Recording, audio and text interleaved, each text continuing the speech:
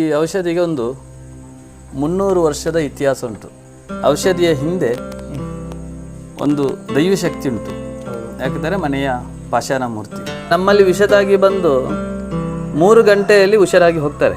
ವಿಷದ ಏರಿಕೆಯನ್ನು ನೋಡಿ ನಾನು ಹೇಳ್ತೇನೆ, ಯಾಕೆ ಸರ್ಪ ಕಚ್ಚಿದರೆ ಬದುಕುದು ಇಲ್ಲ, ಅದಕ್ಕೂ ಔಷಧಿ ಮಾಡಿದ್ದೇವೆ ನಾವು. ಬೊಳ್ಕಂದಡಿ ಅಂತ ಹೇಳ್ತಾರೆ, ಅದು ಜಾತಿಯಾಗಿರ್ತದೆ. ಆನೆಕಂದಡಿ, ಪಿಳಿಕಂದಡಿ, ಪಚ್ಚಮಂಡಲ ಅಂತ ಇರ್ತದೆ. ರಕ್ತ ಮುಂಗುಳಿಂತಲೇ ಒಂದು ಹಾವು ಉಂಟು. ಅದು ನಮ್ಮನ್ನು ಅಮಲಿಲ್ಲ, ವಿಷ ಕಡಿಮೆ, ಮತ್ತು ಗಾಯದು ಎಷ್ಟೇ ದೊಡ್ಡದಾಗಿರಲಿ, ಅದು ಎಷ್ಟೇ ಬ್ಲಡ್ ಬರಲಿ, ಅದು ನನಗೆ ಲೆಕ್ಕಕ್ಕೆ ಇಲ್ಲ. ಕುಚಲ ಕರ್ಕಚ್ಚಿಯಲ್ಲಿ ಗಂಧ ಸವಿದು ಬಿಸಿ ಮಾಡಿ ಅಮ್ಮನ ಚಿಕಿತ್ಸೆ ಅಂತ ಹೇಳೋದು. ಟಿ ಬೇಡ. ಸರ್ಪ ಸುತ್ತು ಅಂತ ಹೇಳಿದರೆ 7 ಪದರ ನಮಶೆ. ಪಾಪದವ್ರು ಬಂದರೆ ಅವರಿಗೆ ಕೊಡ್ತೇನೆ ವಾಪಸ್ ಉಚಿತ. ಮೈಸೂರು, ಬೆಂಗಳೂರು ಆ ಕಡೆಯಿಂದ ಬರೋದು ಹಾಗೆ. ಆಮೇಲೆ ನಾವು ಒಂದು ದೃಢ ನಿರ್ಧಾರ ಇಟ್ಟುಕೊಳ್ಬೇಕು. ಅಲ್ಲಿ 5 ಎಲೆ ಒಂದು ಅಡಿಕೆ ಇಡುವ ಅಭ್ಯಾಸ ಇದು ಉಂಟಂತೆ.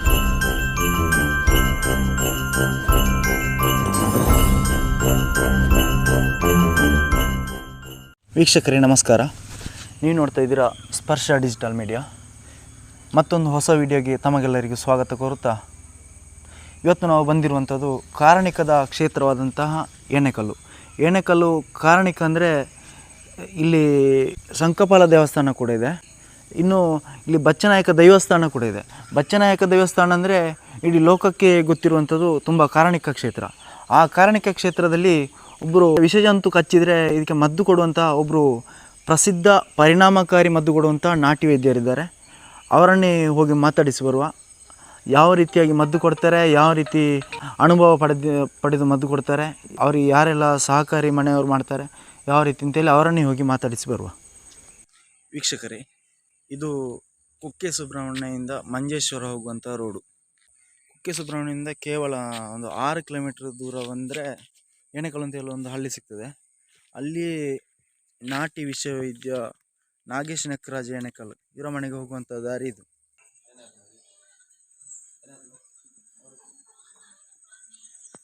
ಸರ್ ನಮಸ್ತೆ. ನಮಸ್ತೆ ಸರ್, ನಾವು ಬಂದಿರುವಂಥದ್ದು ವಿಷಜಂತು ಕಚ್ಚಿದರೆ ಇಲ್ಲಿ ಮದ್ದು ಕೊಡ್ತೀರಿ ಅಂತ ನಮಗೆ ಗೊತ್ತಾಯಿತು. ಹೌದು, ಹಾಗಾಗಿ ನಾವು ಇಲ್ಲಿಗೆ ಬಂದಿರುವಂಥದ್ದು. ನೀವು ಯಾವ ರೀತಿ ಮದ್ದು ಕೊಡ್ತೀರಿ, ಅಲ್ಲದೆ ನೀವು ನಿಮ್ಮ ಹಿನ್ನೆಲೆ ಏನು, ಏನಂದರೆ ನಿಮಗೆ ಯಾರು ನಿಮ್ಮ ಹಿರಿಯರು ಕಳಿಸಿಕೊಟ್ಟದಲ್ಲ, ನೀವೇ ಕಲ್ತದ ಏನು ಅಂತೇಳಿ ಅದರ ಬಗ್ಗೆ ಸಂಪೂರ್ಣವಾದ ಮಾಹಿತಿ ಬೇಕಿತ್ತು. ಹಾಗಾಗಿ ನಾವು ಈ ಔಷಧಿಗೆ ಒಂದು 300 ವರ್ಷದ ಇತಿಹಾಸ ಉಂಟು. 300 ವರ್ಷದ ಇತಿಹಾಸ ಉಂಟು. ಯಾಕೆ ಅಂತ ಹೇಳಿದರೆ, ನಮ್ಮ ತಾಯಿಯ ತಂದೆಯ ತಾಯಿ ಅವರ ಮದುವೆ ಮಾಡಿ ತಂದದ್ದು ಇಲ್ಲಿಂದ ಕಾಣೀರು ಪೆರ್ಲೋಡಿ, ಅಲ್ಲಿಂದ ಎಣ್ಣೆಮಜಲು, ಅಲ್ಲಿ ನಮ್ಮ ತಾಯಿಯ ಮನೆ. ಅಲ್ಲಿಂದ ನಮ್ಮ ಅಮ್ಮನನ್ನು ಮದುವೆ ಮಾಡಿ ನಮ್ಮ ನೆಕ್ಕರಾಜಗೆ ಮದುವೆ ಮಾಡಿ ಕೊಟ್ಟರು. ಆದ ಕಾರಣ ಅಲ್ಲಿ ನಮ್ಮ ಅಜ್ಜನಿಗೆ 4 ಜನ ಹೆಣ್ಣು ಮಕ್ಕಳು, 2 ಗಂಡು. ಅದರಲ್ಲಿ ದೊಡ್ಡವರು ನಮ್ಮ ಅಮ್ಮ. ಆಗ ಈ ನಮ್ಮ ಅಜ್ಜನಿಗೆ ಈ ಔಷಧಿಗೆ ಸಹಾಯ ಮಾಡ್ತಿದ್ರು ನಮ್ಮ ಅಮ್ಮ. ಆಗ ನಮ್ಮ ಅಮ್ಮ ಆ ಔಷಧಿಗೆ ಕಲ್ತ್ಕೊಂಡ್ರು. ಅದ ನಂತರ ನೆಕ್ಕರಾಜಗೆ ಮದುವೆ ಮಾಡಿ ತಂದ ನಂತರ ಇಲ್ಲಿ ಔಷಧಿಯ ಕೊಡಲಿಕ್ಕೆ ಪ್ರಾರಂಭಿಸಿದರು. ಆಗ ನಮ್ಮ ಅಜ್ಜ ಅವರಿಗೆ ಆಶೀರ್ವಾದ ಮಾಡಿದರು. ಯಾಕೆ ಅಂತ ಹೇಳಿದರೆ, ಈ ಔಷಧಿಯ ಹಿಂದೆ ಒಂದು ದೈವ ಶಕ್ತಿ ಉಂಟು. ಯಾಕೆಂದರೆ ಮನೆಯ ಪಾಷಾಣ ಮೂರ್ತಿ, ಆ ಮನೆಯದೇ ಪಾಷಾಣ ಮೂರ್ತಿ, ಆ ಮದ್ದಿನ ಪಾಷಾಣ ಮೂರ್ತಿ, ಅದನ್ನು ನಂಬಿ ಔಷಧಿ ಕೊಡೋದು, ಮದ್ದು ಕೊಡುವಂಥದ್ದು. ಯಾಕೆಂತ ಹೇಳಿದರೆ, ಆ ಔಷಧಿಯ ಗುಣ ಅಂತ ಹೇಳಿದರೆ, ಆ ಔಷಧಿಗೆ ಯಾರು ಬೆಲೆ ಕಟ್ಟುವಾಗಿಲ್ಲ. ಹೌದು, ಎಷ್ಟು ಅಂತ ಕೇಳುವಾಗೂ ಇಲ್ಲ, ಎಷ್ಟು ಅಂತ. ಯಾಕೆ ಅಂತ ಹೇಳಿದರೆ, ಆ ದೈವವನ್ನು ನಂಬಿ ಕೊಡೋದು. ನಾವು ಹಣಕ್ಕಾಗಿ ಮಾರಿದರೆ ಅದನ್ನು ಆ ತಾಯಿಗೆ ನೋವಾಗ್ತದೆ. ಹೌದು. ಈಗ ನಮ್ಮಲ್ಲಿ ವಿಷದಾಗಿ ಬಂದು 3 ಗಂಟೆಯಲ್ಲಿ ಹುಷಾರಾಗಿ ಹೋಗ್ತಾರೆ. ಕೇವಲ 3 ಗಂಟೆಯಲ್ಲಿ. ಆಗ ಒಬ್ಬರು ಬಂದರು ಬೆಳಿಗ್ಗೆ 6 ಗಂಟೆಗೆ. ನಾನು ಇವತ್ತು ಹೇಳಲಿಲ್ಲ, 5ವರೆಗೆ ಫೋನ್ ಬಂತು. 6:06ವರೆಗೆ ಹೋದರು ಅವರು. ಹೌದು. ನಿನ್ನೆಲ್ಲ ಮೊನ್ನೆ ನಮ್ಮ ಪೈಲಾಜಿ ಬೆಲ್ಲೆಪ್ಪ ಆಚಾರ್ಯ ಅಂತೇಳಿ ಅವರಿಗೆ ಕಟ್ಟಬಲ ಕಡಿಕೆ ಹಚ್ಚಿದ್ದು. 4 ಗಂಟೆಗೆ ಬಂದರು, 6ವರೆಗೆ ಹುಷಾರಾಗಿ ಹೋಗಿದ್ದಾರೆ. ಯಾಕೆಂದರೆ ಆ ಔಷಧಿಯ ಜೊತೆಗೆ ಒಂದು ದೈವಿ ಶಕ್ತಿ ಉಂಟು. ಈಗ ಹಾಸ್ಪಿಟ್ಲಲ್ಲಿ ವಾಸಿ ಆಗುವುದಿಲ್ಲ ಅಂತ ನಾನು ಹೇಳೋದಿಲ್ಲ, ವಾಸಿ ಆಗ್ತದೆ. ಹೌದು. ಆದರೆ ಅವರಿಗೆ ಗಾಯವನ್ನು ಗುಣ ಮಾಡಲಿಕ್ಕೆ ಆಗೋದಿಲ್ಲ.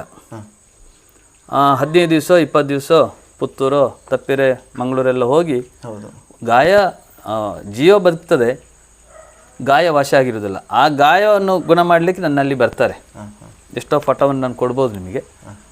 ಹಾಗೆ ಇದೊಂದು ಸಮಾಜ ಸೇವೆ ನಮ್ಮದು. ಹೌದು. ಇದು ಹಣಕ್ಕಾಗಿ ಮಾಡುವಂತಲ್ಲ, ಹಿರಿಯರಿಂದ ಬರುವಂಥದ್ದು. ಬಲಿವಾಡಾಗಿ ಅಜ್ಜನಿಂದ ಪಿಜ್ಜನ ಕಾಲದಿಂದಲೇ ಬಂದ ಒಂದು ಔಷಧಿ. ಅದಕ್ಕೆ ಒಂದು ಇತಿಹಾಸ ಉಂಟು. ಈಗ ನಮ್ಮ ನೆಕ್ಕರಾಜ ಅಂತ ಹೇಳಿದೆ, ನೆಕ್ಕರಾಜೆಯಲ್ಲಿ ನಾವು ಇದು ಸಮಾಜ ಸೇವೆ ಮಾಡೋದು. ಯಾಕೆಂತ ಹೇಳಿದ್ರೆ ಈ ನಮ್ಮ ಸಂಸಾರವೋ, ನಮ್ಮ ಕುಟುಂಬ ಸಂಸಾರ, ಈ ಆಶೀರ್ವಾದದಿಂದಾಗಿ ಎಲ್ಲರೂ ಒಳ್ಳೆಯದಾಗಲಿ, ಸಮಾಜಕ್ಕೆ ಒಳ್ಳೆಯದಾಗಬೇಕಲ್ಲ. ಆ ರೀತಿ ಹಣಕ್ಕಾಗಿ ಮಾರೋದಾದ್ರೆ ಹೋಯ್ತು, ಇದರ ವ್ಯಾಲಿ ಕಡಿಮೆ ಆಗ್ತದೆ, ಶಕ್ತಿ ಕಡಿಮೆ ಆಗ್ತದೆ. ಅವರಾಗಿ ಇಚ್ಛೆಯಲ್ಲಿ ಅವರೇ ಇಟ್ಟರೆ ನಾನೇನು ಮಾತಾಡುವಾಗಿಲ್ಲ. ಕೆಲವರಿಗೆ ನೋವಾಗ್ತದೆ, ಏನು ತಗೊಳ್ಳದಿದ್ದರೆ ಅದು ಸರಿಯಾಗುವುದಿಲ್ಲ, ಹಾಗೆ ನೀವು ಏನಾದರೂ ಆದರೆ ಏನಾದ್ರು ಇಟ್ಟು ಹೋಗ್ತಾರೆ ಅಷ್ಟೇ. ಹಾಗೆ ಇದೀಗ ನಿಮ್ಮಲ್ಲೇ ಬರುವಂಥ ಯಾವುದೆಲ್ಲ ಹಾವು ಕಚ್ಚಿದ್ರಿ, ಇಂಥದ್ದೇ ಹಾವು ಕಚ್ಚಿದ್ರಿ ಅಂತ ಅವರಿಗೆ ಏನಾದ್ರು ಮಾಹಿತಿ ಅವರು ನಿಮಗೆ ಕೊಡಬೇಕಾ? ಅಲ್ಲ, ಕೆಲವರು ಅವರೇ ಕೊಡ್ತಾರೆ. ಅಲ್ಲದೆ ನಾನು ಅವರ ವಿಷದ ಏರಿಕೆಯನ್ನು ನೋಡಿ ನಾನು ಹೇಳ್ತೇನೆ. ಯಾಕೆಂತ ಹೇಳಿದ್ರೆ ಸರ್ಪ ಮತ್ತು ಕಟ್ಟಬಲಕಾಡಿ ಹಾವಿಗೆ ನಮ್ಮಲ್ಲಿ ಘಟ್ಟದ ಮೇಲೆಲ್ಲ ಈ ಹಾವುಗಳಿಗೆ ಮಡಿಕೇರಿ ಆ ಕಡೆ ಎಲ್ಲ ಹೋದರೆ ವಿಷ ಕಡಿಮೆ. ಯಾಕೆಂದರೆ ಏಳಕ್ಕಿ ಹಣ್ಣೆಲ್ಲ ತಿಂದು ವಿಷ ಕಡಿಮೆ ಆಗಿರ್ತದೆ. ಅದರ ಆಹಾರದ ಮೇಲೆ ಅದರ ವಿಷ ಡಿಪೆಂಡ್ ಆಗಿರ್ತದೆ. ನಮ್ಮ ಮಲೆನಾಡಲ್ಲಿ ನಮ್ಮಲ್ಲಿ ವಿಷ ಜಂತುಗಳು ಜಾಸ್ತಿ. ಯಾಕೆಂದರೆ ಇಲ್ಲಿ ಪ್ರತಿಯೊಂದು ಕಾಳಿಂಗ ಸರ್ಪ ಅಂತ ಹಿಡಿದದು ತೌಡು ಬುಡ ಅಂತ ಹೇಳ್ತಾರೆ, ಅಲ್ಲಿಯ ತನಕ ಇದೆ. ಕಡಿಮೆ ವಿಷ ಅಂತ ಹೇಳಿದರೆ ತೌಡು ಬುಡ, ವಿಷವೇ ಇಲ್ಲದಂತ ಹೇಳಿದರೆ ಕೇರೆ ಹಾವು ಅಂತ ಹೇಳ್ತಾರೆ, ಮತ್ತು ಹಸಿ ಹಾವು ಮರದಲ್ಲಿರ್ತದೆ.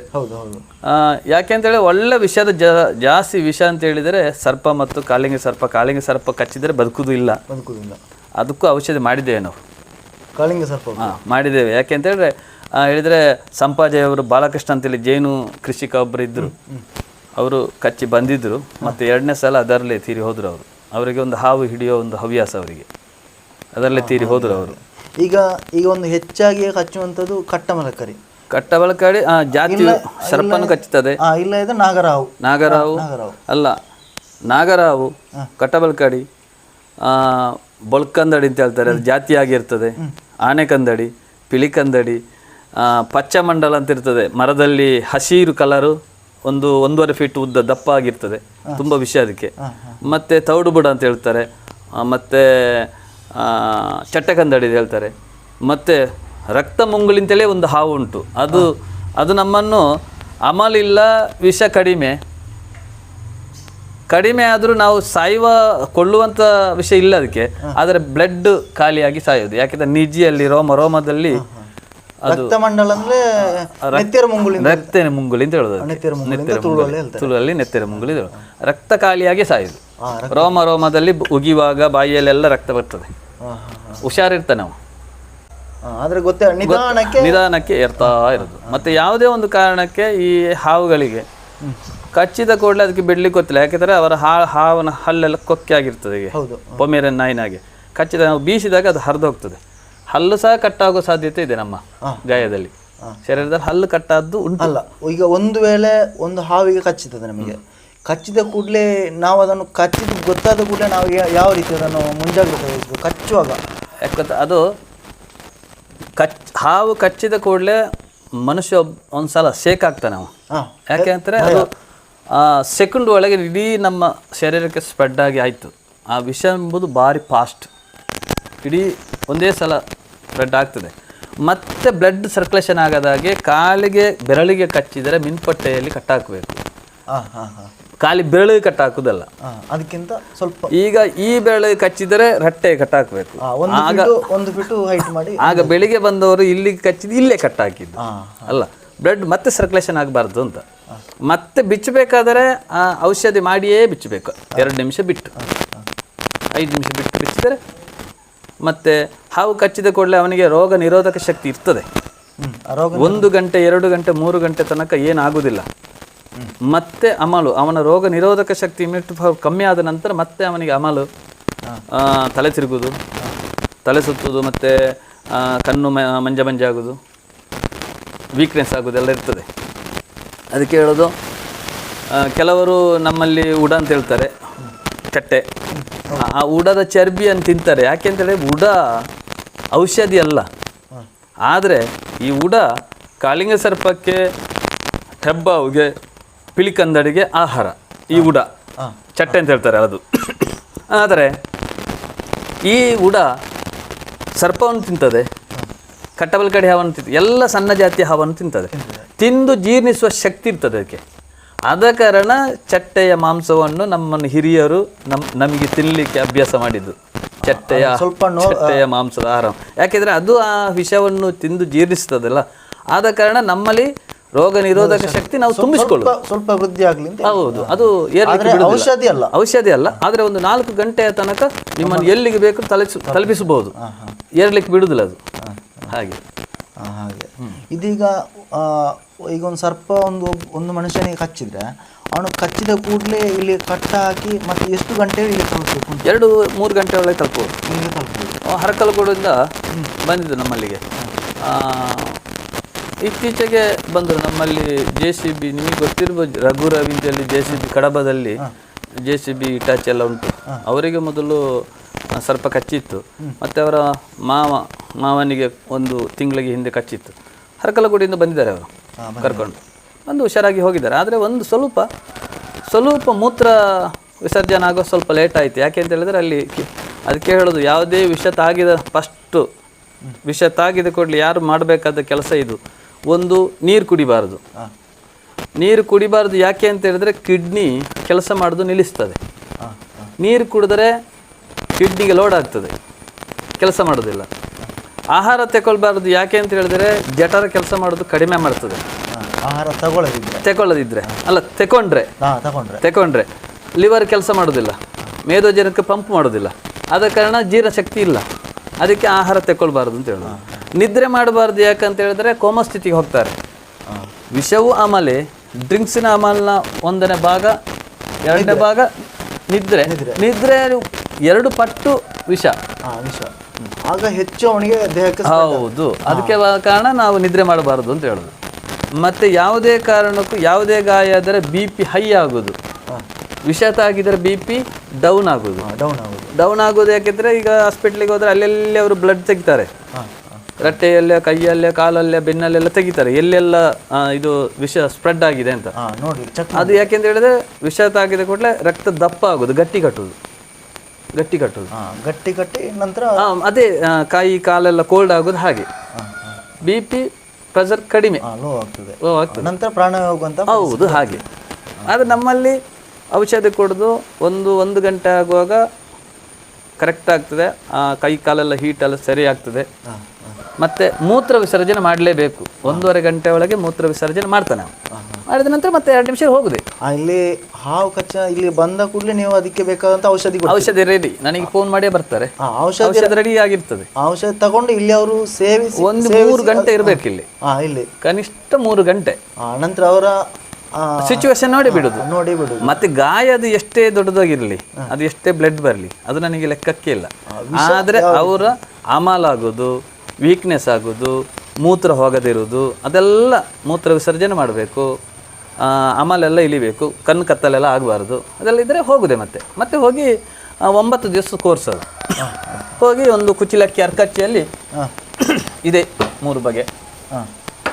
1 ಬಗೆ ಕೆತ್ತೆ, 2 ಬಗೆ ಬೇರು. ಇದನ್ನು ಕುಚಿಲಕ್ಕಿ ಅರ್ಕಚ್ಚಿಯಲ್ಲಿ ಗಂಧ ಸವಿದು ಬಿಸಿ ಮಾಡಿ ಹಚ್ಚುವುದು. ಹಚ್ಚುತ್ತಾ ಒಂದು ದಿವಸಕ್ಕೆ 4-5 ಸಲ ಹಚ್ಚಬೇಕು. ಗಾಯದಲ್ಲಿಗೆ ಹಚ್ಚಬೇಕು. ಹೌದು. ಮತ್ತೆ ಅವ್ರಿಗೆ ವಿಷ ಕಡಿಮೆ ಆಗ್ಲಿಕ್ಕೆ ಅದಕ್ಕೆ ಕುಡಿಲಿಕ್ಕೆ 4-5 ಲೋಟ ಔಷಧಿ ಕೊಡ್ತೇನಲ್ಲ. ಔಷಧಿ ವಮನ ಚಿಕಿತ್ಸೆ ಅಂತ ಹೇಳೋದು. ಒಂದು 10 ನಿಮಿಷಕ್ಕೊಂದ್ಸಲ 1 ಲೋಟ ಔಷಧಿ ಕೊಟ್ಟು ಅವರನ್ನು ವಾಮಿಟ್ ಮಾಡಿಸ್ಬೇಕು. ಇಲ್ಲೇ ವಾಮಿಟ್ ಮಾಡಿಸಿ ವಿಷ ಎಲ್ಲ ಕಡಿಮೆ ಆದ ನಂತರ ಬಿಡುದು. ಯಾಕೆಂದ್ರೆ ಅವರ ಹೊಟ್ಟೆಯಲ್ಲಿ ಆಹಾರ ಇದ್ರೆ ವಿಷ ಕಡಿಮೆ ಹೊಟ್ಟೆಯಲ್ಲಿದ್ದ ಆಹಾರವನ್ನೆಲ್ಲ ತೆಗಿಬೇಕು. ಈ ಔಷಧಿ ಖಾಲಿ 1.5 ಗಂಟೆಯ ಒಳಗೆ ಅವನ ಶರೀರದಲ್ಲಿ ಇದ್ದ ವಿಷವನ್ನೆಲ್ಲ ಹಿಂಡಿ ತೆಗೆದು ಹೊರಗೆ ಹಾಕ್ತದೆ. ಬ್ಲಡ್ಡಲ್ಲೇ ಇದ್ದ ವಿಷವನ್ನು ಹೊರಗೆ. ಇದು ನಮ್ಮ ಡಾಕ್ಟ್ರುಗಳು ಹೇಳೋದು. ನಾಗೇಶಣ್ಣ, ನಿಮ್ಮ ಔಷಧಿ ಕುಡಿದ್ರೆ ಹುಚ್ಚುನಾಯಿ ಕಚ್ಚಿದ್ದಕ್ಕೂ ಔಷಧಿ ಆಗ್ತದೆ ಅದು. ಯಾಕೆಂತ ಹೇಳಿದರೆ ವಿಷ ತಾಗಿದ ಔಷಧಿ ಇಂಜೆಕ್ಷನ್ ಹುಚ್ಚುನಾಯಿ ಕಚ್ಚಿದ್ದಕ್ಕೂ ಆಗ್ತದೆ. ವಿಷಕ್ಕೆ ಔಷಧಿ ಆಗುವ 1 ಲೋಟ ಔಷಧಿ ಕುಡಿದ್ರೆ 1 ವರ್ಷ TT ಬೇಡ ಅಂತ ಹೇಳಿದ್ದಾರೆ ನಮ್ಮಲ್ಲಿ ಗೌರ್ಮೆಂಟ್ ಅಷ್ಟು ರೋಗ ನಿರೋಧಕ ಶಕ್ತಿ ಇದೆ ಅಂತ. ಇದರಲ್ಲಿ 1 ಲೋಟ ಔಷಧಿ ಕುಡಿದ್ರೆ 1 ವರ್ಷ TT ಬೇಡ ಅವನಿಗೆ. ಆನಿಕಂತಿದವರಿಗೆ ಔಷಧಿ ಕೊಡ್ತೇನೆ, ಅದೇ ಔಷಧಿ. TT ಬೇಡ. ಒಂದು ವಿಷ ತಾಗಿದಕ್ಕೆ ಆಣಿ ತಾಗಿದಕ್ಕೂ ಇದೇ ಔಷಧಿ. ಬೇರೆ ಯಾವುದಕ್ಕೆ ಕೊಡ್ತೀರಿ? ವಿಷ ತಾಗಿದಕ್ಕೆ ಸರ್ಪಸುತ್ತು ಅಂದ್ರೆ ದೇಹದಲ್ಲಿ ಕೆಂಪಾಗಿ ಬರ್ತದೆ. ಅದೇ ಈಗ ನೀವು ಪಟ ತೆಗೆದು ಕಳಿಸಿದ ಅದೇ ಅದು ಸರ್ಪಸುತ್ತು ಅಂತ ಹೇಳೋದು. ಸರ್ಪಸುತ್ತು ಅಂತ ಹೇಳಿದರೆ 7 ಪದರ ನಮ್ಮ ಶರೀರದ ಭಾಗದಲ್ಲಿ ಬಂದರೆ ಅದು ಲಿವರಲ್ಲಿ ಬಂತು ಅಂತ ಲೆಕ್ಕ. ಲಿವರಲ್ಲೇ ಇರ್ತದೆ. 3-4 ದಿವಸಕ್ಕೆ ಮೊದಲೇ ಮೈಕೈ ನೋವು, ಜ್ವರ ಇರ್ತದೆ. ಮೈಕೈ ನೋವು, ಜ್ವರ ಇರುವಾಗ ಇಡೀ ಬೆನ್ನೆಲ್ಲ ಸೆಳೆತಾ ಇರ್ತದೆ. 4 ದಿವಸ ನಂತರ ಗುಳ್ಳೆಯಾಗಿ ಹೊರಗೆ ಬಿಡ್ತದೆ, ಬೊಬ್ಬೆ ಬರ್ತದೆ ಒಂದೇ ಸಲ ಇಲ್ಲಿ ಹೀಗೆ ಎದೆಯಲ್ಲಿ. ಅದು ಬಂದರೆ ಲಿವರಲ್ಲೇ ಉಂಟು ಅಂತ ಲೆಕ್ಕ. ಅದಕ್ಕೆ ಎದೆಯ ಭಾಗದಲ್ಲಿ ಅಂದರೆ ಲಿವರೇ ಎದೆ ಭಾಗದಲ್ಲಿ ಹೌದು, ಎದೆ ಉಂಟು ಅಂತ ಲೆಕ್ಕ. ಅಲ್ಲಿಂದಲೇ ಸ್ಟಾರ್ಟ್ ಆಗೋದು. ಅದೇ 3 ದಿವಸ ಔಷಧಿ ಕೊಟ್ಟು 3ನೇ ದಿವಸ ಈಗ ಕುಡಿಲಿಕ್ಕೆ ಕೊಟ್ಟದ್ದು ನಾನು ಅವನಿಗೆ. ಅದು ಫಸ್ಟಿಗೆ ಕೊಟ್ಟರೆ ಯಾಕಿದ್ರೆ ತುಂಬ ಜಾಸ್ತಿ ಆಗ್ತದೆ, ಹೊರಗೆ ಬಿದ್ದು ಬೀಳ್ತದೆ ಫುಲ್ಲು. ತುಂಬ ತಡೀಲಿಕ್ಕೆ ಕಷ್ಟ, ತುಂಬ ಗುಳ್ಳೆ ಬರ್ತದೆ ಅದು. ಯಾಕಂದ್ರೆ ಅವರಲ್ಲಿ ನಾವು ಈಗ ಕೇಳಿದ್ದೇವೆ. ಹೌದು, ಯಾಕಂದ್ರೆ ತಡಿಲಿಕ್ಕೆ ಆಗುದಿಲ್ಲ, ನಿದ್ರೆ ಇಲ್ಲ ಅಂತ ಸಿಡಿತ ಎಲ್ಲ ಈ ಸರ್ಪಸುತ್ತುಗಷ್ಟೇ, ವಿಷ ತಾಗಿದಷ್ಟೇ ನಮ್ಮ ಈ ಔಷಧಿಗೆ 9 ದಿವಸ ಕೋರ್ಸ್. 9 ದಿವಸದ ಇವತ್ತು ನೀವು ಔಷಧಿ ತಗೊಂಡೋದ್ರೆ 9 ದಿವಸದಲ್ಲಿ ಗಾಯ ಸಹ ಗೊತ್ತಾಗಬಾರ್ದು. ವಿಷ ತಾಗಿದ್ರು ಅಷ್ಟೇ, ಅದು ನಾಯಿ ಕಚ್ಚಿದ್ರು 9ನೇ ದಿವಸ ಅದು ಗಾಯ ಸಹ ಗೊತ್ತಾಗೋದಿಲ್ಲ, ಶಮನ ಆಗ್ತದೆ. ಅದಕ್ಕೆ ನೀರು ತಾಗಿಸುವಾಗಿಲ್ಲ ನೋಡಿ. ಇದಕ್ಕೆ ನೋಡಿ, ವಿಷ ತಾಗಿದರೆ ಫೋರ್ಕ್ ತಿನ್ನುವಾಗಿಲ್ಲ, ಮೀನು ತಿನ್ನುವಾಗಿಲ್ಲ, ಕಾಳು ಐಟಮ್ ಯಾವುದು ತಿನ್ನುವಾಗಿಲ್ಲ, ತೆಂಗಿನಕಾಯಿ ಸೇರಿಸಿದ್ದು ತಿನ್ನುವಾಗಿಲ್ಲ. ಹಾಲು ಮೊಸರು ಮಜ್ಜಿಗೆ 24 ಗಂಟೆ ಕಳೆದು ತಗೊಳ್ಬೇಕು. ಹಾಲು ಮೊಸರು ಮಜ್ಜಿಗೆ ವಿಷಕ್ಕೆ ವಿರುದ್ಧ. ಹಾಲು ಮೊಸರು ಮಜ್ಜಿಗೆ ವಿರುದ್ಧ. ನಂಜಿ ಸೊತ್ತು ಯಾವುದು ತಿನ್ನಬಾರ್ದು. ಹೀಗೆ ಇದ್ದರೆ 9 ದಿವಸದಲ್ಲಿ ಕ್ಲೀನ್ ಆಗ್ತದೆ. ಚಿಕನ್ ಆಗ್ತದೆ, ಮಟನ್ ಆಗ್ತದೆ, ಸಾಂಬಾರು ಪುಡಿಯಲ್ಲಿ ಕಲರ್ ಸೌತೆ, ಕುಂಬಳಕಾಯಿ, ಸೊರೆ ಎಲ್ಲ ಆಗ್ತದೆ. ಯಾರಿಗೆ ಸ್ವಲ್ಪ ಸುತ್ತು ಬಂದರೆ ಅವನು ಮಾಡಬೇಕಾದ ಮೊದಲು ಇದೆ, ಪಥ್ಯ ಮಾಡಬೇಕು. ತಿನ್ನುವ ಆಹಾರದಲ್ಲಿ ಸ್ವಲ್ಪ ಕಂಟ್ರೋಲ್ ಇಡಬೇಕು. ಟೊಮೆಟೊ ಸಾರು ಆದರೆ ಹಸಿಮೆಣಸಿನಕಾಯಿ ಹಾಕಬಾರ್ದು. ನೋಡೀಗ ಇದು ವಿಷದಾಗಿದ್ದು ಹಾಗೆ ಆಯಿತು. ಸರ್ಪ ಸುತ್ತಿಗೂ ಸಹ ಅದೇ ಪ್ರೊಸೀಜರ್, ಪಥ್ಯ ಹಾಗೇನೆ. ಟಾನ್ಸಿಲ್ ಅಂತೇಳಿ ಬರ್ತಾರೆ. ಟಾನ್ಸಿಲ್ ಅಂತೇಳಿ ಮೊದಲು ನಮ್ಮಲ್ಲೆಲ್ಲ ವರ್ನಾಳಿ ಅಂತ ಹೇಳ್ತಾರೆ, ಅದು ಟಾನ್ಸಿಲ್. ಟಾನ್ಸಿಲ್ ಅಂತ ಹೇಳಿದ್ರೆ ಈ 2 ಭಾಗದಲ್ಲಿ ಚಿಕ್ಕ ಚಿಕ್ಕ ಕಜ್ಜಿ ಇರ್ತದೆ. ಈಗ ಶೀತದಲ್ಲಿ ಆಗುವ ಟಾನ್ಸಿಲ್ಲೇ ಬೇರೆ, ಅದು ಕೆಂಪಾಗೋದು ಮಾತ್ರ 2 ಸೈಡ್. ಅಲ್ಲ ಇದ್ದರೆ ಈ 2 ಸೈಡು ದಪ್ಪಾಗಿ ಬಂದು ಅದರಲ್ಲಿ ಸಾಸಿವೆ ಕಾಲಾಗಿ ಕಜ್ಜಿ ಇರ್ತದೆ. ಅದು ನಮ್ಮ ನಾಡ ಭಾಷೆಯಲ್ಲಿ ವರ್ನಾಳಿ ಅಂತ ಹೇಳ್ತಿದ್ರು. ಈಗ ಟಾನ್ಸಿಲ್, ಇಂಗ್ಲೀಷ್ ಭಾಷೆಯಲ್ಲಿ ಟಾನ್ಸಿಲ್ ಅಂತ ಹೇಳ್ತಾರೆ. ಅದನ್ನು ನಾನು ಖಾಲಿ 10 ನಿಮಿಷದಲ್ಲಿ ವಾಸಿ ಮಾಡಿ ಹಾಡು ಹೇಳಿದವರು ಇದ್ದಾರೆ. ಹಾಡು ಹೇಳಿದವರು ಇದ್ದಾರೆ, ಸಿಂಗರ್ ಅವರು, ಇಲ್ಲಿ ಅಲಂಗಾರ್ನವರು. ಯಾಕಂದ್ರೆ ಇಷ್ಟು ಪರಿಣಾಮಕಾರಿ ಔಷಧಿ ಕೊಡ್ಲಿಕ್ಕೂ ನಿಮ್ಮ ದೈವ ಶಕ್ತಿ ಬೇಕು, ಅದರ ಶಕ್ತಿ. ಹೌದು. ಮತ್ತು ಕಳೆದ ವರ್ಷ ನಮ್ಮ ಊರವರೇ, ನಮ್ಮಲ್ಲಿ ಏನೆಕ್ಕಲ್ ಅಂತಾರೆ ನೀವು ಹೇಳಿದ ಹಾಗೆ ಭಾರಿ ಇತಿಹಾಸ ಉಂಟು. ಪ್ರಸಿದ್ಧ ಕಾರಣಿಕ ಅಂತ ಹೇಳಿದರೆ ನಮ್ಮ ಏನೆಕಲ್ಲಲ್ಲಿ ಎಲ್ಲ ಸಮಾಜ ಸೇವೆ, ಒಳ್ಳೆ ಡಾಕ್ಟ್ರುಗಳು ಇದ್ದಾರೆ, MBBS ಡಾಕ್ಟ್ರುಗಳು ಇದ್ದಾರೆ, ಒಳ್ಳೆ ಕೃಷಿಕರು ಇದ್ದಾರೆ, ಒಳ್ಳೆ ಭೂತ ಕಟ್ಟುವವರು ಇದ್ದಾರೆ, ಒಳ್ಳೆಯ ಔಷಧಿ ಕೊಡುವವರು ಇದ್ದಾರೆ, ವಿಷದಾಗಿದ ನಂತರ ಔಷಧಿ ಕೊಡುವವರು ಇದ್ದಾರೆ. ಪ್ರತಿಯೊಂದು ವಿಚಾರವು ಹೈಯೆಸ್ಟ್. ಯಾಕೆಂತ ಹೇಳಿದ್ರೆ ಕರ್ನಾಟಕ ರಾಜ್ಯದಲ್ಲಿ ಈ ಊರು ಉಪಾಧ್ಯಾಯರುಗಳ ಊರು. ಯಾಕೆಂದರೆ ಏನೆಕಲ್ಲಲ್ಲಿ ಹೈಯೆಸ್ಟು ಅಧ್ಯಾಪಕರು. ಯಾಕೆಂದರೆ ಇದು ಎಲ್ಲವೂ ಈಗ ನಮ್ಮಲ್ಲಿ ನೆಕ್ಕರಾಜ ಅಂತೇಳಿದ್ರೆ ಅಶೋಕ ನೆಕ್ಕರಾಜ ಅವರು ಒಂದು ಸಮಾಜ ಸೇವೆ ಮಾಡ್ತಾನೆ, ಭರತ್ ನೆಕ್ಕರಾಜೆ, ನಾವು ಒಂದೇ ಕುಟುಂಬ. ಹಾಗೆ ನಮ್ಮಲ್ಲಿ ಊರಲ್ಲಿ ಭವನಶಂಕರ್ ಪುಂಬಾಡಿತಿದ್ದಾರೆ, ಅವರು ಆರ್ಮಿಯಲ್ಲಿ ಅವರು ಒಳ್ಳೆ ಸಮಾಜ ಸೇವಕ, ದೇವಸ್ಥಾನ ಅಧ್ಯಕ್ಷ ಆಗಿದ್ದರು, ಈಗ ಬ್ಯಾಂಕ್ ಅಧ್ಯಕ್ಷರಾಗಿದ್ದಾರೆ. ನೀವು ಕೂಡ ಸಮಾಜ ಸೇವೆ ಮಾಡ್ತೀರಿ. ಅದೇ ಜೊತೆಗೆ ನಾನು ಹೇಳಿದೆ ಅದೇ. ಯಾಕೆ ಅಂತ ಹೇಳಿದ್ರೆ ಈ ಏನೆಕಲ್ ಕ್ಷೇತ್ರ ಅಂತೇಳಿ ಭಾರಿ ಒಂದು ಕಾರ್ಮಿಕ ಕ್ಷೇತ್ರ. ಯಾಕೆಂದರೆ ಪ್ರತಿಯೊಬ್ಬರು ಇದ್ದಾರೆ ಇಲ್ಲಿ, ಒಳ್ಳೆ ಪಾರಿ ಹೇಳುವವರು ಇದ್ದಾರೆ, ಪ್ರತಿಯೊಬ್ಬರು ಇದ್ದಾರೆ, ಕೃಷಿಕರು ಇದ್ದಾರೆ, ಎಲ್ಲ ಇದ್ದಾರೆ. ಎಲ್ಲನೂ ಸಮಾಜ ಸೇವೆ. ಮತ್ತು ಟಾನ್ಸಿಲ್ ಆಯಿತು, ಮತ್ತು ಮೈಕೈ ಎಲರ್ಜಿ ಥರ ಕೆಲವರಿಗೆ ಒಂಥರ ಸ್ನಾನ ಮಾಡುವಾಗ ತುರಿಸಿದಾಗ ಆಗೋದು, ಒಂಥರ ದಡನಾಗಿ ಬೀಳೋದು, ಬಿಸಿಲು ಬಿದ್ದ ಹಾಗೆ. ಅದೇನಂತೇಳಿ ಈಗ ನಾವು ತಿನ್ನುವ ಆಹಾರ ಎಲ್ಲ ವಿಷನೇ, ಯಾಕೆ ಅಂತ ಹೇಳಿದರೆ ಈಗ ಯಾವುದೇ ತರಕಾರಿ ಆಗಬೇಕಾದ್ರೆ ನಾವು ಜೊತೆಗೆ ಟೊಮೆಟೊ ಫೆರಡೋನೋ ಮಿಕ್ಸ್ ಮಾಡಿ ಹಾಕೋದು. ಅದರಲ್ಲಿ ನಿಜವಾಗಿ ಟೊಮೆಟೊ ತೆಂಗಿನ ಮರಕ್ಕೆ ಹಾಕಿದರೆ 6 ತಿಂಗಳು ಬೊಂಡ ಕುಡಿಬಾರದಂತೆ. ಈಗ ವಿಷ 20 ದಿವಸ ಅಲಸಂಡೆ ಆಗ್ತದೆ, ಅಲಸಂದೆ ಬೀಜದೊಟ್ಟಿಗೆ ಅಲಸಂದೆ ಬೀಜ ಹಾಕ್ತೇವೆ ನಾವು, 20 ದಿವಸಲೇ ಆಗ್ತದೆ. ಅದರಲ್ಲಿ ಎಷ್ಟು ವಿಷಾಂಶ ಇರ್ಬೋದು. ಅದನ್ನು ನಾವು ತಿಂದರೆ ನಮ್ಮಲ್ಲಿ ರೋಗ ನಿರೋಧಕ ಶಕ್ತಿ ಇಲ್ಲ. ನಾವು ಬ್ಲಡ್ ಕ್ಲೀನ್ ಆಗಲಿಕ್ಕೆ ಯಾರಾದರೂ ಔಷಧ ತಗೊಳ್ತಾರೋ? ಇಲ್ಲ. ಬ್ಲಡ್ ಎಲರ್ಜಿ ಅಂತ ಹೇಳೋದು, ಬ್ಲಡ್ಡಲ್ಲಿ ನಂಜು ಅಂಶ ಇದ್ದರೆ ತುರಿಸುವ ಅಂಶ. ಅದಕ್ಕೆ ಈ ಔಷಧಿಯನ್ನು 3 ಸಲ ಕುಡಿದ್ರೆ ಸಾಕು. ಇದೇ ಔಷಧಿ 3 ದಿವಸಕ್ಕೊಂದ್ಸಲ ಕುಡಿದ್ರೆ ಸಾಕಾಗ್ತದೆ. ಎಲ್ಲದಕ್ಕೂ ಔಷಧಿ ಸಾಧಾರಣ ಸೇಮ್ ಇರ್ತದೆ, ಒಂದೇ ಇರ್ತದೆ, ಆದರೆ ಅದರ ಕೊಡುವಂಥ ಪ್ರಮಾಣ. ಮತ್ತು ಕಲ್ಲು ಕೆಂಪು ಅಂತ ಹೇಳ್ತಾರೆ. ಕಲ್ಲು ಕೆಂಪು ಅಂತ ಹೇಳಿದರೆ ಅದು ಬ್ಲಡ್ ಹಾಳಾಗೋದು. ಡಾಕ್ಟ್ರುಗಳ ಹೇಳುವ ಪ್ರಕಾರ ಬ್ಲಡ್ ರಕ್ತ ಗೂಡು ಕಟ್ಟುವುದು ಅಂತ ಹೇಳೋದು. ರಕ್ತ ಗೂಡು ಕಟ್ಟೋದು ಸರಿ, ರಕ್ತ ಗೂಡು ಕಟ್ಟಿದರೆ ಅದು ಕೆಂಪು ರಕ್ತಕಣ ಬಿಳಿ ರಕ್ತಕಣ ಹಾಳಾಗೋದು, ಬಿಳಿ ರಕ್ತಕಣ ಆಗೋದು. ಅದು ಹೊರಗೆ ಹೋಗಬೇಕಾದ್ರೆ ಕುರು ಎದ್ದೇ ಹೊರಗೆ ಹೋಗಬೇಕು. ಅದು ಅದಕ್ಕೆ ಈ ಕುರು ಎದ್ದದಕ್ಕೆ ಔಷಧಿ ಬೇಡ, ಅದು ಹೊರಗೆ ಹೋದಾಗ ವಾಸಿ ಆಗ್ತದೆ. ಕೆಲವರಿಗೆ ಕುರು ಏಳ್ತಾ ಇರ್ತದೆ, ಆಗ ಅವನ ಬ್ಲಡ್ ಹಾಳಾಗಿದೆ ಅಂತ ಲೆಕ್ಕ, ಆಗ್ತಾ ಇರ್ತದೆ ಅಂತ, ಅದು ಹೇಳ್ತಾ ಇರ್ತದೆ. ಅದಕ್ಕೆ ಔಷಧಿ ಬೇಕಿ ಕುರು ಎದ್ದರೆ. ಮೊನ್ನೆ ಒಂದು ಹುಡುಗಿ ನಿಮ್ಮಲ್ಲಿ ಬಿಲ್ನಲ್ಲೇ ಅವರು ಒಬ್ಬರು, ಒಂದು PUC ಹುಡುಗಿ, ಮೊಣಕಾಲು ಇಷ್ಟು ದಪ್ಪಾಗಿತ್ತು, 7 ಕಣ್ಣಿತ್ತು ಅದರಲ್ಲಿ, 1 ವಾರದಲ್ಲಿ ಕ್ಲೀನ್ ಆಗಿದೆ. ಅವ್ರು ಹೇಳೋದು, ನಾನು ಆಸ್ಪತ್ರೆಗೆ ಹೋಗ್ತಿದ್ರೆ 50,000 ರೂಪಾಯಿ ಬೇಕಿತ್ತು ಅಂತ. 50,000 ಬೇಕಂದ್ರೆ ಆಸ್ಪತ್ರೆಯಲ್ಲಿ ಎಷ್ಟೋ ಸಾವಿರ ಗಟ್ಟಲೆ ಖರ್ಚು ಮಾಡಿ, ಇಲ್ಲಿ ಬಂದ್ರೆ ಸ್ವಲ್ಪ ಕಡಿಮೆ ಖರ್ಚಲ್ಲಿ ಅತ್ಯಂತ ಪರಿಣಾಮಕಾರಿ. ನನ್ನಲ್ಲಿ ಖರ್ಚೇ ಇಲ್ಲ. ಅವರು ಭಕ್ತಿಯಲ್ಲಿ ಇಟ್ಟದ್ದು ಆಯ್ತು. ಪಾಪದವ್ರು ಬಂದ್ರೆ ಅವರಿಗೆ ಕೊಡ್ತೇನೆ ವಾಪಸ್ ಉಚಿತವಾಗಿ. ಅವರಿಗೆ ಅಲ್ಲ, ಅವ್ರು ಹಣ ಇಟ್ಟರು ಬೇಡ ಹೋಗಿ, ಯಾಕೆಂದ್ರೆ ಅವರ ಆಶೀರ್ವಾದ ನಮಗೆ ಸಿಗಬೇಕು. ಯಾಕಂದ್ರೆ ಈಗಿನ ದಿನದಲ್ಲಿ ಮಾನವೀಯತೆ ತುಂಬಾ ಕಡಿಮೆ ಇರ್ತದೆ, ಆದ್ರೆ ಮಾನವೀಯತೆ ಹೆಚ್ಚು ಬೆಳೆಸಿಕೊಂಡಿದ್ದೀರಿ ಅಂತ ಹೇಳ್ಬೋದು. ಯಾಕೆಂತ ಹೇಳಿದ್ರೆ ಆ ಔಷಧಿಯಿಂದಾಗಿ ನಮ್ಮ ಕುಟುಂಬ ಚೆನ್ನಾಗಾಗಬೇಕು. ಅವರ ಆಶೀರ್ವಾದ ನಮಗೆ ಕುಟುಂಬದವರಿಗೆ ಸಿಗಬೇಕು, ನಮ್ಮ ಮಕ್ಕಳಿಗೆ ಮೊಮ್ಮಕ್ಕಳಿಗೆ ಸಿಗಬೇಕು. ಇನ್ನು ಮುಂದಿನ ದಿನಗಳಲ್ಲೂ ಇಂಥ ಔಷಧಿ. ಮತ್ತೆ ಈ ಔಷಧಿಗೆ ಶಕ್ತಿ ಇನ್ನಷ್ಟು ಬರಬೇಕಲ್ಲ. ನಾವು ಹಣ ತಕೊಂಡು ಮಾರಿದರೆ ಅದಕ್ಕೆ ಶಕ್ತಿ ಕಡಿಮೆ ಆಗ್ತದೆ, ವ್ಯಾಲ್ಯೂ ಕಡಿಮೆ ಆಗ್ತದೆ. ಹಣಕ್ಕಾಗಿ ಇಲ್ಲ. ಈಗ ಇಲ್ಲಿಗೆ ಕರ್ನಾಟಕದಿಂದ ಎಲ್ಲ ಮೂಲೆಗಳಲ್ಲೂ ಬರ್ತಾರ ಅಲ್ಲ? ಇಲ್ಲಿ ನಮ್ಮ ದಕ್ಷಿಣ ಕನ್ನಡ ಸುಳ್ಯ ಆಗಿದವರು ಅಂತ ಹೇಳಿದ್ರೆ ಬೆಳ್ತಂಗಡಿ, ಪುತ್ತೂರು, ಸುಳ್ಯ, ಕಡಬ, ಈ 3-4 ತಾಲೂಕಿಂದ ಬರ್ತಾರೆ. ಮತ್ತು ಸಕಲೇಶ್ಪುರ.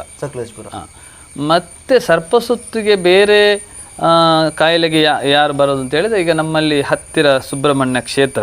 ಹೌದು, ಸುಬ್ರಹ್ಮಣ್ಯ ಕ್ಷೇತ್ರ ಅಂತ ಹೇಳಿದರೆ ಇಡೀ ಕರ್ನಾಟಕ ರಾಜ್ಯದಲ್ಲಿ ನಂಬರ್ 1 ನಮ್ಮ ಕ್ಷೇತ್ರ. ಆಶ್ಲೇಷ ಪೂಜೆನೋ, ಸರ್ಪದೋಷನೋ, ಸರ್ಪ ಸಂಸ್ಕಾರ, ಇದಕ್ಕೆಲ್ಲ ಘಟ್ಟದ ಮೇಲೆಲ್ಲ ಸರ್ಪಸುತ್ತು ಬಂದರೆ ಸರ್ಪದೋಷ ಅಂತ ಅವರಿಗೆ ಅವರ ನಂಬಿಕೆ. ಆದರೆ ಇಲ್ಲಿ ಬಂದು ಸರ್ಪ ಇದೆಲ್ಲ ಪೂಜೆ ಎಲ್ಲ ಆದ ನಂತರ ಅವರು ಇಲ್ಲಿ ಕಳಿಸ್ತಾರೆ. ಆದ ಕಾರಣ ಮೈಸೂರು, ಬೆಂಗಳೂರು ಆ ಕಡೆಯಿಂದ ಬರೋದು. ಹಾಗೆ ನಮ್ಮ ಕ್ಷೇತ್ರಕ್ಕೆ ಬಂದು, ಸುಬ್ರಹ್ಮಣ್ಯ ಕ್ಷೇತ್ರಕ್ಕೆ ಬಂದು ಅಲ್ಲಿಯ ಭಟ್ರುಗಳು ಇಲ್ಲಿ ಕಳಿಸೋದು. ಮತ್ತು ನಾನು ಅವರು ಅಲ್ಲಿಂದ ಬರಬೇಕಾದ್ರೆ 6-7 ಸಾವಿರ ರೂಪಾಯಿ ಖರ್ಚು ಮಾಡಬೇಕು. ನಾನು ಅದನ್ನು ಬಯಸೋದಿಲ್ಲ, ಯಾಕೆಂದರೆ ಅವರಿಗೆ ಅಡ್ರೆಸ್ ಕಳಿಸಿ ನಾನು ಕೊರಿಯರ್ ಮಾಡಿಬಿಡ್ತೇನೆ. ನನಗೆ ಸ್ವಲ್ಪ ಕಷ್ಟ ಅದು ತೊಂದರೆ ಇಲ್ಲ, ಅವರಿಗೆ ಹೆಲ್ಪ್ ಆಗ್ತದೆ, ಅವರಿಗೆ ಒಳ್ಳೇದಾಗ್ತದೆ. ಹೌದು, ನನಗೆ ಕಷ್ಟ ಒಂದು 100 ರೂಪಾಯಿ ಖರ್ಚಾಗ್ಬೋದು, ಅವರಿಗೆ 8-10 ಸಾವಿರ ರೂಪಾಯಿ ಖರ್ಚಾಗ್ತದೆ ಬೆಂಗಳೂರಿಂದ ಬರುವಾಗ. ಹಾಗೆ ಇದು. ಮತ್ತೆ ನಿಮಗೆ ಈಗ ಮದ್ದು ಕೊಡ್ಲಿಕ್ಕೆ ಈಗ ನೀವು ಒಬ್ಬರೇ ಇರುವಂಥದ್ದು, ನಿಮ್ಮ ಮನೆಯಲ್ಲಿ ನಿಮಗೆ ಯಾರಾದರೂ ಇಲ್ಲ ಸವರ್ತಿಗಳಿದ್ದಾರ? ನಾನು ನೋಡಿ ಹೀಗೆಲ್ಲ ಕಾಯಿರ್ತದೆ ಉಂಟ. ನಮಸ್ಕಾರ, ಖುಷಿ. ಇದು ನಾನು ಔಷಧಿ ತಂದು ಕೊಡ್ತೇನೆ. ನಾನು ನನ್ನ ವ್ಯವಹಾರಕ್ಕೆ ಹೋದಾಗ ನಮ್ಮ ಅಕ್ಕ ಮತ್ತು ನಮ್ಮ ಮಿಸ್ಸಸ್ ಔಷಧಿ ಮಾಡ್ತಾರೆ, ನಿಮ್ಮ ಮನೆಯವರು ಮಾಡ್ತಾರೆ. ಯಾಕೆಂತೇಳಿ ನಾನು ಇಲ್ಲ ಅಂತೇಳಿ ಔಷಧಿ ಬಾಕಿ ಆಗೋದಿಲ್ಲ. ಯಾರು ಬಂದರೂ 12 ಗಂಟೆ ರಾತ್ರಿ ಬಂದರೂ ಔಷಧಿ ಇರ್ತದೆ, ರೆಡಿ ಇರ್ತದೆ, ಫ್ರಿಜ್ಜಲ್ಲಿ ರೆಡಿ ಇರ್ತದೆ. ಅದು ಮತ್ತೆ ಹಸಿ ಆಗಿರಬೇಕು, ಒಣಗಿದ ಔಷಧಿ ಆಗೋದಿಲ್ಲ. ಇದೆಲ್ಲ ಹಸಿ ಆಗಿರಬೇಕು, ಒಣಗಿದರೆ ಅದಕ್ಕೆ ಶಕ್ತಿ ಇರೋದಿಲ್ಲ. ಯಾಕಂದ್ರೆ ಈಗ ಒಬ್ರಿಗೆ ಅನಾರೋಗ್ಯ ಆಗುವಂಥದ್ದು ಹೇಳಲಿಕ್ಕೆ ಯಾವ ಟೈಮ್ಗೆ ಆಗ್ತದೆ ಅಂತ ಹೇಳಲಿಕ್ಕೆ ಆಗುದಿಲ್ಲ. ಅದಕ್ಕೋಸ್ಕರ ಈ ಔಷಧಿ ಎಷ್ಟೊತ್ತಿಗೂ ರೆಡಿ ಆಗಿರಬೇಕು. ಯಾಕಂದ್ರೆ ನೀವು ಅಲರ್ಟ್ ಆಗಿರ್ಬೇಕು, ಅಷ್ಟು ಅಲರ್ಟ್. ಆಸ್ಪತ್ರೆಯ ರೀತಿಯಲ್ಲಿ ಇದು ಕೂಡ ಅಲರ್ಟ್ ಆಗಿದೆ. ಒಂದು ವಿಶೇಷತೆ ಏನಂತೇಳಿ, ಈಗ ಒಬ್ರು ಔಷಧಿಗೆ ಬಂದರು ಅಂತಿದ್ದಾರೆ, ನಾನು ಕೋಳಿಯ ಪದಾರ್ಥದಲ್ಲಿ ಊಟ ಮಾಡ್ತಾ ಇದ್ರು ಸಹ ಅರ್ಧದಿಂದ ಬಿಟ್ಟು ಹೇಳ್ಬೇಕು. ಅಷ್ಟು ಏಕಾಗ್ರತೆ ಬೇಕು ಅಂತ ಲೆಕ್ಕ. ನಾವು ನಂಬಿಕೆ ಇರಬೇಕು, ಔಷಧ ಮೇಲೆ ಭಕ್ತಿ ಇರಬೇಕು. ಅವನಿಗೆ ಗಾಯ ಆದರೂ ನಮಗೆ ಗಾಯ ಆದದ್ದು ಜಾಸ್ತಿ. ಅವನ ಮೇಲೆ ನಾವು ಒಂದು ದೃಢ ನಿರ್ಧಾರ ಇಟ್ಟುಕೊಳ್ಬೇಕು. ಶಕ್ತಿ ಭಕ್ತಿಯಿಂದಲೂ ಮಾಡಬೇಕು, ಶ್ರದ್ಧೆಯಿಂದ ಮಾಡಬೇಕು. ಯಾಕೆಂತ ಹೇಳಿದ್ರೆ ಯಾರಿಗೆ ಒಬ್ಬ ವಿಷತಾಗಿ ಬಂದ ನಂತರ ಅವನಿಗೆ ಔಷಧಿ ಕೊಟ್ಟ ನಂತರ ನಾವು ಎಂಜಲು ಸಹ ನಿಂಗಬಾರದು ಅಂತ ಲೆಕ್ಕ. ಊಟ ಬಿಡಿ, ಎಂಜಲು ಸಹ ನಿಂಗಬಾರದು ಅಂತ ಲೆಕ್ಕ. ಆಗ ಅಷ್ಟು ಬೇಗ ಅಷ್ಟು ಏಕಾಗ್ರತೆ ಇದ್ದರೆ ಅವನು ಅಷ್ಟು ಬೇಗ ಹುಷಾರಾಗಿ ಹೋಗ್ತಾನೆ. ನಾವು ಕೇರ್ಲೆಸ್ ಮಾಡಿದರೆ ಅದು ಸ್ವಲ್ಪ ನೋವಾಗ್ತದೆ. ಇನ್ನೊಂದು, ಈಗ ನೀವು ನಿಮ್ಮ ದೈವದ ಮೇಲೆ ಭಕ್ತಿಯಲ್ಲಿಟ್ಟ ಔಷಧಿಗಳು ಅಷ್ಟೇ ಬರುವಂತ ವಿಷತಾಗಿದ್ದವರು ಕೂಡ ನಿಮ್ಮ ಮೇಲೆ ಅಷ್ಟು ಗೌರವ ಇಡಬೇಕು, ಅಲ್ಲ ನಂಬಿಕೆ ಇಡಬೇಕು. ಹೇಳ್ತಾರೆ ಬಂದು, ಯಾರಿಗೂ ವಿಷತಾಗಿದ್ರೆ ಮತ್ತೆ ಈ ಕೆಂಪೆಲ್ಲ ಆದರೆ ಅಲ್ಲಿ 5 ಎಲೆ ಒಂದು ಅಡಿಕೆ ಇಡುವ ಅಭ್ಯಾಸ ಇದು ಉಂಟಂತೆ ಮೊದಲಿನಿಂದಲೇ. ನೆಕ್ರಾಜೆ ಹೆಸರು ಹೇಳಿ ಆಗುವಾಗನೇ ಅಲ್ಲಿ ಕಡಿಮೆ ಆಗ್ತದೆ ಅಂತ ಅವರಿಗೆ. ಅವರು ಬಂದು ಹೇಳುವುದಿಲ್ಲ. ನೆಕ್ರಾಜೆಗೆ ಹೋಗು ಅಂತ ಹೇಳುವಾಗ ಅವರು ಹುಷಾರಾಗಿದ್ದಾನೆ, ಒಂದು 25% ಹುಷಾರಾಗ್ತಾರೆ ಅವರು ಅಂತ. ಯಾಕೆಂದರೆ ಅವನ ಮನಸ್ಥಿತಿ ಅದು. ಓಹ್, ನನಗೆ ಒಂದು ಒಳ್ಳೆಯ ಒಂದು ಔಷಧಿಯ ಒಂದು ಮನೆ ಸಿಕ್ಕಿತ್ತು, ಅವರ ನಂಬಿಕೆ. ದೈವಕ್ಕೆ ವರ್ಷಕ್ಕೊಮ್ಮೆ ಏನಾದರೂ ಒಂದು ಅಗೆಲು ಸೇವೆ ಏನಾದರೂ. ಮೊದಲೆಲ್ಲ ಅದು ಕೋಳಿಯೇ ತಂದು ಕೊಡ್ತಿದ್ರು. ಅದೇ ಕೋಳಿಯನ್ನು ತಗೊಂಡೋಗಿ ನಮ್ಮ ಎಣ್ಣೆ ಮಧ್ಯದಲ್ಲಿ ನಮ್ಮ ಸೋದರ ಅಲ್ಲಿಯೇ ಹೋಗಿ ನಾವು ಹರಕೆ ಮಾಡೋದು. ಈಗಲೂ ಅಲ್ಲೇ ಮಾಡೋದು. ಯಾಕೆಂತ ಹೇಳಿದರೆ ನಮ್ಮ ಸೋದರ ಸಂಬಂಧ ಹತ್ತಿರ ಇರ್ತದೆ. ನಾವು ಅಲ್ಲಿಯ ನೋಡಿ, ಈಗ ನಾನು ನಮ್ಮ ತಾಯಿ ಇರುವ ತನಕ ಅಲ್ಲಿ ಹೋಗ್ತಾ ಇದ್ರು. ಎಲ್ಲರೂ ಅಷ್ಟೇ, ಸೋದರ ಮನೆಗೆ ಅಷ್ಟೇ, ತಾಯಿಯ ತಂದೆ ಇರುವ ತನಕ ಹೋಗ್ತಾರೆ. ಮತ್ತೆ ಸೋದರ ದೂರ ಆಗ್ತದೆ. ಯಾಕಂದರೆ ಅವನ ಹೆಂಡತಿ ಮನೆಗೆ ಹೊತ್ತು ಜಾಸ್ತಿ. ಆದರೆ ನಮ್ಮ ತಂದೆಯವರೊಂದು ಮಾತಿತ್ತು, ಈ ಕಾರಣಕ್ಕಾದರೂ ಸೋದರ ಹತ್ತಿರ ಇಟ್ಟುಕೊಳ್ಬೇಕು ಹೇಳಿ ಔಷಧಿಯ ಈ ಕೋಳಿಯನ್ನು ಅಲ್ಲೇ ತಗೊಂಡೋಗಿ ನಾವು ಅಗೆಲು ಸೇವೆ ಮಾಡೋದು. ಈಗಲೂ ಸಹ ನಮ್ಮ ತಂದೆ ತೀರೋದು ಮಾವ, ಈಗ ಅಲ್ಲಿ 2 ಹತ್ತೆ ಕಳೆದರೆ ಅಲ್ಲೇ ಹೋಗಿ ನಾನು ಅಗೆಲು ಸೇವೆ ಮಾಡಬೇಕು. ವರ್ಷಕ್ಕೊಮ್ಮೆ ಅಲ್ಲ, 3-4 ಸಲ ಮಾಡ್ತೇನೆ. 3-4 ಸಲ ವರ್ಷದಲ್ಲಿ ಮಾಡ್ತೀವಿ. ಅದಕ್ಕೆ ಆಗ ಈಗ ಅಂತಿಲ್ಲ. ಹಾಗಿದ್ರೆ ಇನ್ನೂ ಇಲ್ಲಿ ಆಗಿಂದ ನೋಡ್ತಿದ್ದೆ ನಾನು, ಸುಮಾರು ಜನ ಬಂದು ಹೋದ್ರು ಈಗ ಔಷಧಿಗೆ. ಹೌದು, ಯಾಕಂದ್ರೆ ತುಂಬಾ ಪರಿಣಾಮಕಾರಿ ಔಷಧಿ ಅಂತ ನಮಗೆ ಇಲ್ಲಿ ಬರುವಂತ ಪೇಷಂಟ್ ಅನ್ನು ನೋಡುವಾಗ ನಮ್ಗೆ ಗೊತ್ತಾಗ್ತದೆ. ವಿಷತಾಗಿದ್ರೆ ಆದಷ್ಟು ಬೇಗ ಬಂದು ಇಲ್ಲಿ ಔಷಧಿ ತಗೊಳ್ಬೇಕು. ನಿಮ್ಮ ಮಾಹಿತಿಗೆ ತುಂಬ ಧನ್ಯವಾದಗಳು. ನೋಡಿ ವೀಕ್ಷಕರೇ, ಇದು ನಾಗೇಶ್ ನೆಕ್ರಾಜ ಏಣೆಕಲ್ಲು. ಇವರ ಔಷಧಿ ಇನ್ನೂ ಹೆಚ್ಚಿನ ರೀತಿಯಲ್ಲಿ ಪರಿಣಾಮಕಾರಿಯಾಗಿ ಎಲ್ಲ ಅನಾರೋಗ್ಯ ಪೀಡಿತರಿಗೂ ಹೆಚ್ಚಾಗಿ ಆರೋಗ್ಯವಂತ ಆಗುವಂತೆ ಮಾಡಲಿ. ಅಲ್ಲದೆ ಇವರು ನಂಬಿರುವಂಥ ದೈವವು ಇವರಿಗೆ ಹೆಚ್ಚಾಗಿ ಆಯುರಾರೋಗ್ಯ ಭಾಗ್ಯ ಆಯುಷ್ಯವನ್ನು ಹೆಚ್ಚಾಗಿ ನೀಡಲಿ ಅಂತೇಳಿ ಈ ವಿಡಿಯೋವನ್ನು ಇಲ್ಲಿ ಕೊನೆ ಮಾಡ್ತಾ, ನಮ್ಮ ಈ ವಿಡಿಯೋ ಇಷ್ಟ ಆದರೆ ಪ್ಲೀಸ್ ಲೈಕ್ ಮಾಡಿ, ಶೇರ್ ಮಾಡಿ, ಕಮೆಂಟ್ ಮಾಡಿ. ಅಲ್ಲದೆ ಫಸ್ಟ್ ಟೈಮು ನಮ್ಮ ವಿಡಿಯೋವನ್ನು ಚಾನಲ್ ನೋಡ್ತಿರೋರು ಸಬ್ಸ್ಕ್ರೈಬ್ ಮಾಡೋದನ್ನಂತೂ ಮರಿಬೇಡಿ ಅಂತ ಹೇಳಿ ಇನ್ನು ಮುಂದಿನ ವಿಡಿಯೋದಲ್ಲಿ ನಿಮ್ಮ ಮುಂದೆ ಭೇಟಿ ಆಗ್ತಿದ್ದೀವಿ. ಅಲ್ಲಿವರೆಗೆ ಧನ್ಯವಾದಗಳು.